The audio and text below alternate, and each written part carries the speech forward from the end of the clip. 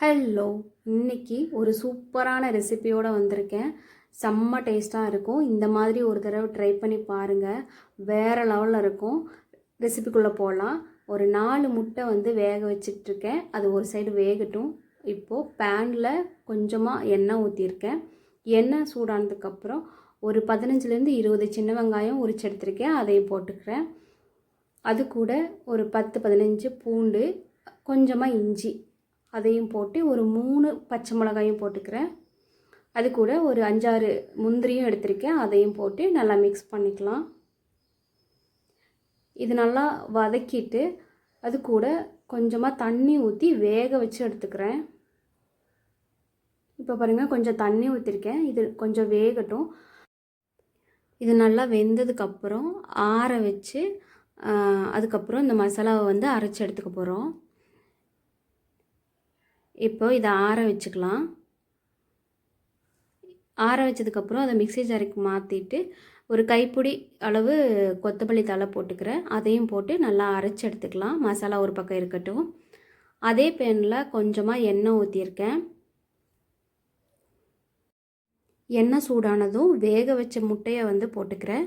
அது கூட கொஞ்சமாக உப்பு, மஞ்சத்தூள், மிளகாய் பொடி இதெல்லாம் போட்டு நல்லா ஃப்ரை பண்ணி எடுத்துக்கலாம்.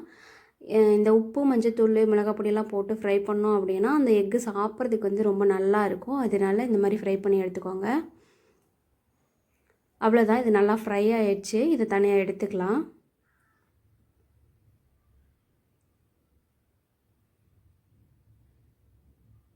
இது ஒரு பக்கம் இருக்கட்டும். இப்போது கடாயில் கொஞ்சமாக எண்ணெய் ஊற்றியிருக்கேன். எண்ணெய் நல்லா சூடாகட்டும். எண்ணெய் சூடானதும் அது கூட பட்டை, கிராம்பு, ஏலக்காய் இதெல்லாம் போட்டு ஃப்ரை பண்ணிக்கலாம். அது ஃப்ரை ஆனதுக்கப்புறம் அரைச்சி வச்ச மசாலாவை இதுக்குள்ளே போட்டுக்கிறேன்.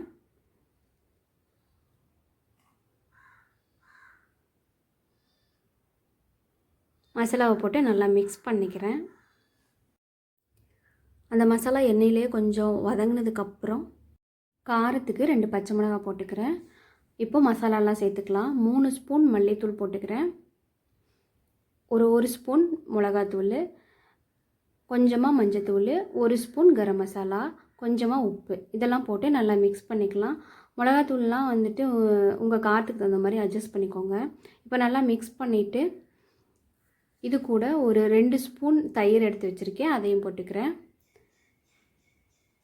தயிர் புளிப்பில்லாத தயிராக போட்டுக்கோங்க, இல்லைன்னா கொஞ்சம் டேஸ்ட் மாறிடும். இதை போட்டு நல்லா மிக்ஸ் பண்ணிவிட்டு இப்போது அந்த மிக்ஸி ஜாரில் கொஞ்சமாக தண்ணி ஊற்றி அதையும் அதுக்குள்ளே ஊற்றிக்கிறேன். இப்போ கிரேவிக்கு தேவையான தண்ணியை ஊற்றி நல்லா மிக்ஸ் பண்ணிவிட்டு மூடி வச்சு வேக வச்சுக்கலாம். இப்போ பாருங்கள், நல்லா வெந்து எண்ணெய்லாம் நல்லா பிரிஞ்சு வந்திருக்கு. அவ்வளோதான், ரெசிபி ரெடி ஆகிடுச்சு. இப்போது அந்த ஃப்ரை பண்ண எக்கையும் போட்டு நல்லா மிக்ஸ் பண்ணிவிட்டு சர்வ் பண்ணோம் அப்படின்னா செம்ம டேஸ்டான ஒரு எக் கிரேவி ரெடி ஆகிடும். இந்த எக் மசாலா சப்பாத்தி, பரோட்டா, சாப்பாடு எல்லாத்துக்கூடையும் செம்ம காம்பினேஷனாக இருக்கும். ட்ரை பண்ணி பார்த்துட்டு எப்படி இருந்ததுன்னு கமெண்ட்டில் சொல்லுங்கள். தேங்க்யூ.